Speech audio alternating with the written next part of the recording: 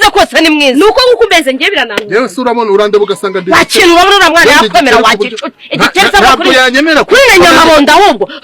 igikeri nyamabondo ngayo ntamako cyaratagataze ngayo ntamako nakuri komine nayo ntamako umupereza kibonye nayo ntamako hagikubita umupira nayo ntamako ayi baba nanone cembagira nde ototo mukurikiye wanduriwe korekerwa nuza nizamara ototo mukurikiye